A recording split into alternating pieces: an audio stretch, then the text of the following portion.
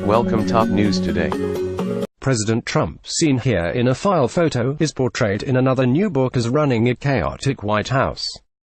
Jonathan ErnstReuters In late July, the White House had just finished an official policy review on transgender individuals serving in the military, and President Trump and his then Chief of Staff, Reince had agreed to meet in the Oval Office to discuss the four options awaiting the president in a decision memo. But then Trump unexpectedly preempted the conversation and sent his entire administration scrambling by tweeting out his own decision that the government would not allow transgender individuals to serve. Just moments later, "Oh my God, he just tweeted this," Priebus said, according to a new book by Howard Kurtz, who hosts Fox News' Media Buzz.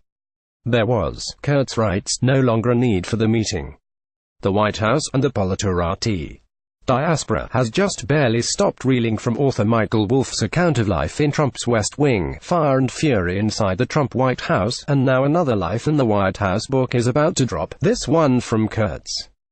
Like the books that came before it, and almost certainly like the ones still to come, Kurtz's book, Media Madness: Donald Trump, the Press, and the War Over the Truth, offers a portrait of a White House riven by chaos, with aides scrambling to respond to the president's impulses and writing policy to fit his tweets, according to excerpts obtained by The Washington Post.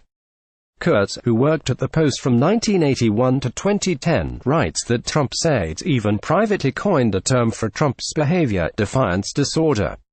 The phrase refers to Trump's seeming compulsion to do whatever it is his advisors are most strongly urging against, leaving his team to handle the fallout. The book officially hits stores Jan. 29. Early in the administration, Kurtz describes White House aides waking up one Saturday morning in March, confused and blindsided, to find that Trump had, without any evidence, accused former President Barack Obama on Twitter of wiretapping him during the campaign. Nobody in the White House quite knew what to do.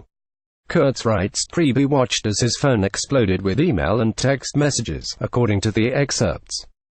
Priebus knew the staff would have to fall into line to prove the tweet correct, the opposite of the usual process of vetting proposed pronouncements.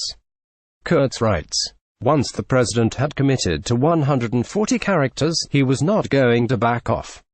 In another scene, Kurtz paints a largely positive picture of Trump's daughter Ivanka Trump and his son-in-law, Jared Kushner, but notes, as has been previously reported, that Trump repeatedly worried whether the couple were making the right decision moving to Washington to take jobs in his administration. Trump had reason for concern.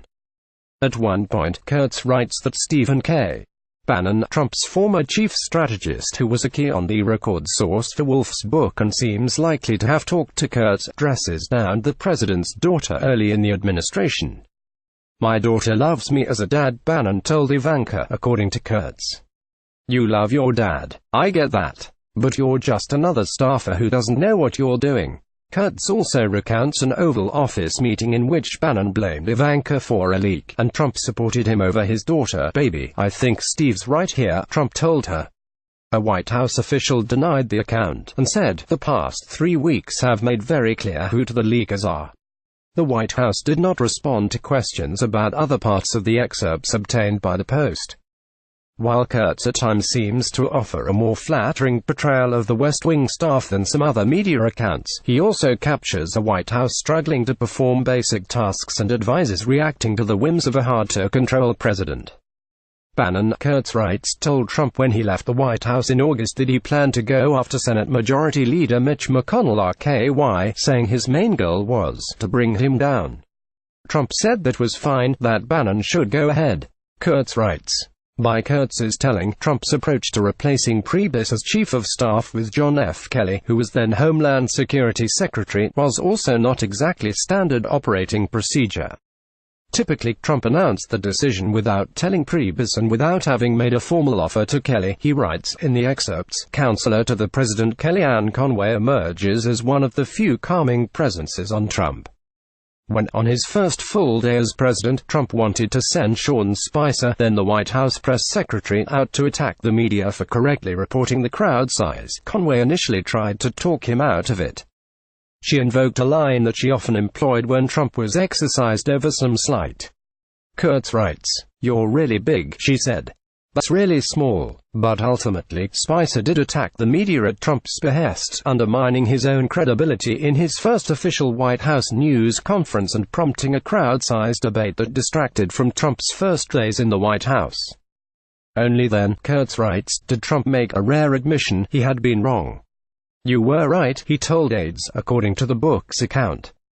"I shouldn't have done that." The cottage industry of scribblers chronicling life inside Trump's White House exists in part because of well-placed leaks. The West Wing still sometimes executes internal searches for leakers, and yet the disclosures to reporters and authors keep coming.